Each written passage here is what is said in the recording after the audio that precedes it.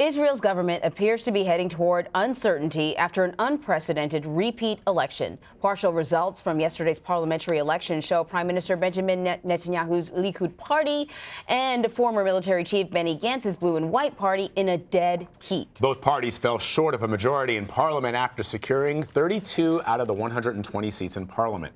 Final election results are expected today, and CBS News foreign correspondent Seth Doane is joining us now from Tel Aviv. So, Seth, I was watching this election with great interest yesterday because it really is sort of a remarkable turn of events in the state of Israel. These election results are still coming in. Prime Minister Netanyahu is refusing to concede. Does he have that advantage at this point? Well, that is still remaining to be seen. They're still tallying the votes, and we expect, as you mentioned, those votes to be made official in the coming hours or days. But the vote here is just the first part of this, as you know, Vlad. The backroom dealing begins. That is where they try to form this coalition government. There are 120 seats in Israel's parliament, the Knesset. 61 is the key number needed to form a government, and a coalition is needed. No one party has enough. So you're going to look at a situation where you have likely one-time political foes possibly forming some coalition to get into government. And it's not so much that one party has conceded or not, it's that neither of the parties winning the most votes, most seats at this point, have declared victory. As you recall, they did back in April. We were at Benny Gantz's speech after the vote in April, where he said, "We are victorious." And then not long after, Benjamin Netanyahu said, "We are victorious." But ultimately, neither party was able to form a government. A government was not able to be formed, so they went back to the polls in this kind of nationwide deja vu. So let's talk about these two candidates. You have Benny Gantz, he's a military guy. You have Benjamin Netanyahu, who has, sort of argued for a while that he is the one to keep Israel safe. And many people in the country have believed him because he's maintained his power for a while. What exactly are the policy differences between the two men?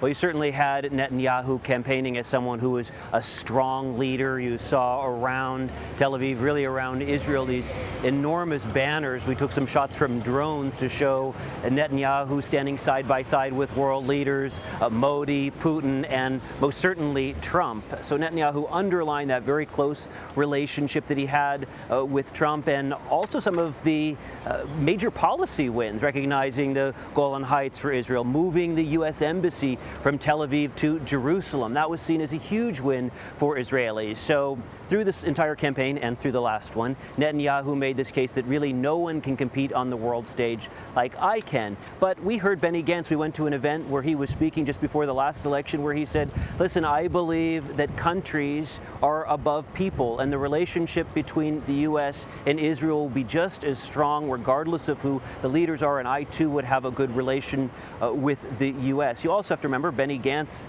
is no slouch when it comes to security. He was a former Army general. So the differences are he's seen as a little more centrist, a little more secular. You saw Netanyahu move a little further to the right, trying to get votes from the extremes, from the more religious parties here, to try to form a coalition last time around. Seth, there is something else that has got to be troublesome for Prime Minister Netanyahu. It's these corruption allegations that are hanging around him. He's sort of been immune because he's been the prime minister. So when they say that he's in the fight of his political life, it means much more than just being the PM of Israel.